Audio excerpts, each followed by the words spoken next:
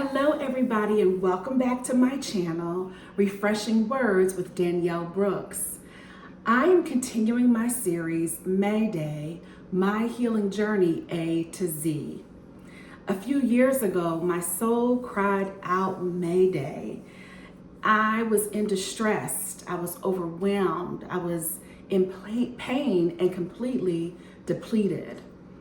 But I got still, I got some help, and I started along on this healing journey. And now I say all the time, my soul cries out in joy. I'm walking fully in my joy as I continue to heal. And my heart that felt so broken into a million pieces truly does beat in the key of self-love. And so for the rest of this month, I am sharing part of that journey, one that I'm still on, by the way, one letter at a time. So we're going through the alphabet, and today the letter is E, and the word is expectations. Expectations are those silent, what I call drivers, what is driving you. And they many times shape our disappointments. I'll speak for myself. My expectations shaped many of my disappointments. But when I confronted them, it began the path of healing. And so if you are watching this and you're a person who at some point or even right today has thought, this is not the way it's supposed to be, whether that is a relationship, a job, a circumstance, or just life in general, then this message is for you. I want to go back a little bit to just a season in my life where I realized I was holding on to a script. I had mapped out exactly what I thought my life was supposed to be. I truly believed, I grew up in the time of daytimers. I had one of those. I was so excited when I bought my first daytimer, and I was a daytimer girly for many years. I used to plan out everything. Friends of mine used to joke with me because you could throw out any date on the calendar and I knew what day of the week it was and how many days it was from the next holiday, because I would plan pretty much my whole year out in meticulous detail. And that set me up to just have these expectations that became a prison for me, because I could not figure out why my reality was not measuring up to this planned and expected life that I had developed. I expected stability because I worked hard. I expected loyalty because I gave it. I expected love to be enough in my former marriage. But the reality was that people change, circumstances shift, and sometimes just what we expect, and I'll again speak for myself, what I expected was rooted more in fear than the truth. I had a very clear picture of what I did not want in my life, but I don't believe I spent enough time truly thinking about what I did want in life and what I needed to do for those things to come to fruition. The reality again is I didn't even know what to dream, what was possible for me in that early part of my life. And so one of the hardest parts, and they're all hard, but one of the hardest parts of my healing has been grieving the version of the life that I thought I was going to live. The career that would fulfill me, the marriage that would last forever, the relationships that would heal on time, in time with me. And I will just say that my healing truly kicked into high gear when I stopped resenting my reality and started releasing the expectations that I had. And so I also want to pause and say, obviously, not all expectations are bad. They help us dream. They give us standards. Again, now I have different expectations that are rooted in a truth about myself, an idea of standards of what I will tolerate and what I will not in relationships. So I believe expectations can be good, but when they become rigid, as mine have become, and definitely when they are unspoken, which mine were, I just assume because of my own upbringing and different deficits that I had, that everybody else was already on some other plane and I was down here. So I just made a lot of assumptions about what people should just know to do. But most of that was my preference that I just did not speak aloud. And they were the groundwork for lots of disappointment in my life before I got on this healing, understood that it was okay to speak up for what I needed and what I deserved, and that we all have preferences and expectations, and people cannot read your mind. So again, that was very freeing for me. But I'll say a little bit about the types of expectations that I had to let go of and truly unlearn on my healing journey. Like I said, number one, unspoken expectations. In my relationships, again, at work, where you are in relationship with coworkers and bosses, assuming that people know what you need or want. If you are someone like me who has a trouble or had trouble speaking up, you have to learn to develop that skill of opening up your mouth and saying what you need, speaking your preferences in a respectful way, but certainly not expecting that people just know, because honey, they do not, let me tell you.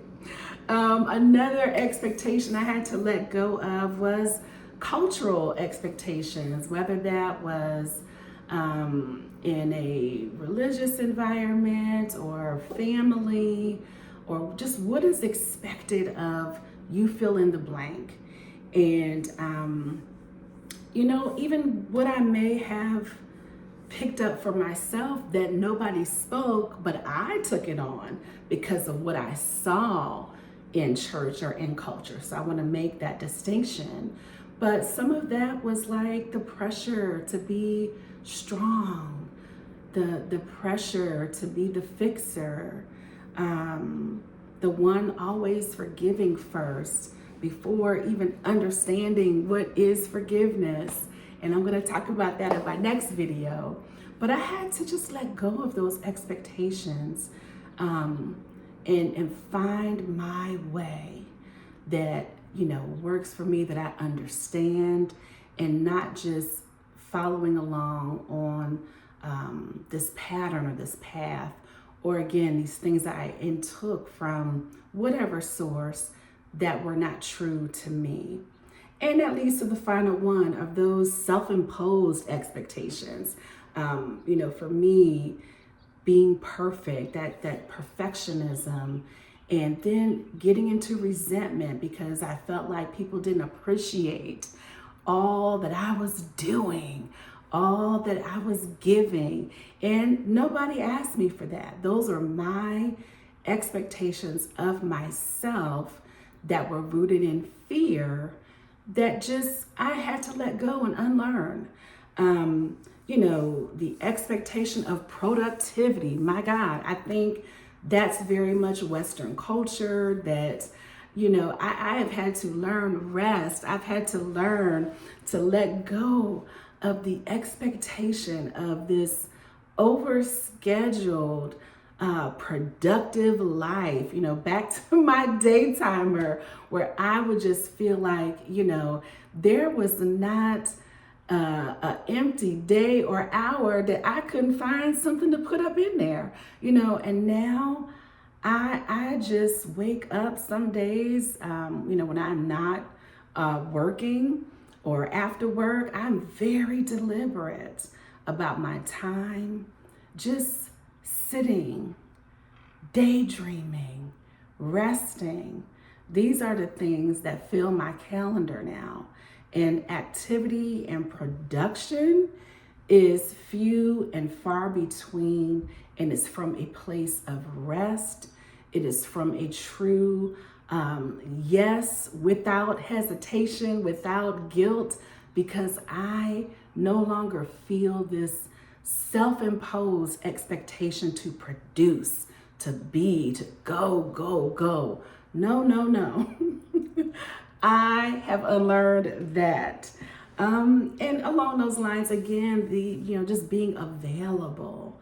I can remember a time where I would just feel bad if I even had a conflict between different invitations that I would get invited to. And I can remember, like, I'll, show up to this one and leave a little early, and I'm going to go to the next thing a little late. It's like, child, no. The answer, RSVP, is no. I can't make it. I'm not living like that anymore. And again, no one's expecting that. I had self-imposed expectations of that. And so I unlearned that, let that go. Final thing I want to just say, I think everyone has to find their own way of working through these things, whether that is through therapy or what other means that you find. I just want to give a little bit of practical application for me.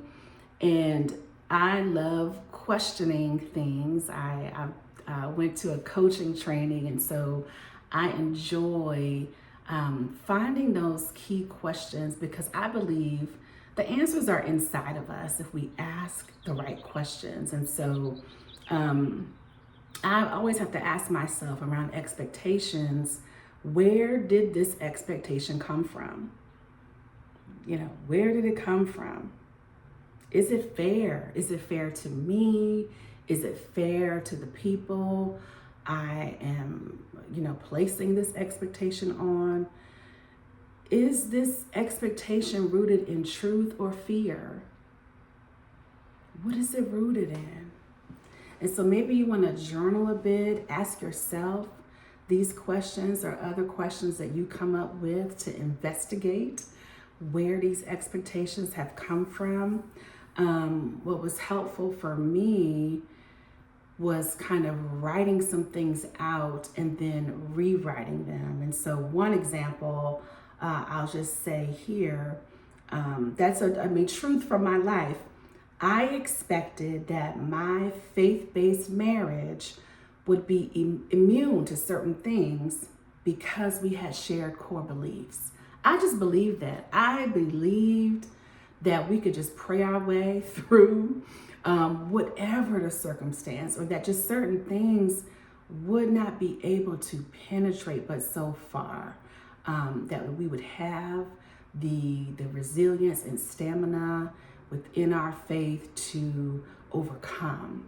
And now, as I, reframe, I expect to bring wholeness and accountability into my relationships, building resilience to address issues with a sober mind and clear boundaries. I just think that is important. I am still a woman of faith, but I do believe that there is much overlooked. And for me, again, speaking for myself, the wisdom of the wisdom that goes along with belief and the practicality of applying that wisdom in our lives can sometimes be missing when there is I think a term that is called spiritual bypassing. And I won't get into that because I'm not fully up on what that means. But I think on a foundational level, it is just that we spiritualize a situation. And there is truth there, that prayer does work, or whatever your way of communicating within your faith is not diminished. But when there is a situation, we also need to look for the wisdom of sacred text, the wisdom and practical application around offense, accountability, and when we might need to part ways, when we might need to bring others in to the situation, to have justice in what is happening. I will get off that because that is a tangent. Let me check my notes. So finally, I will just say letting go of expectations does not mean giving up. But it means giving yourself grace, that life might not go according to plan, but I'm a witness that life can be beautiful. Life can be just unexpected blessings, unexpected joy that is unplanned, that you cannot even could not have predicted.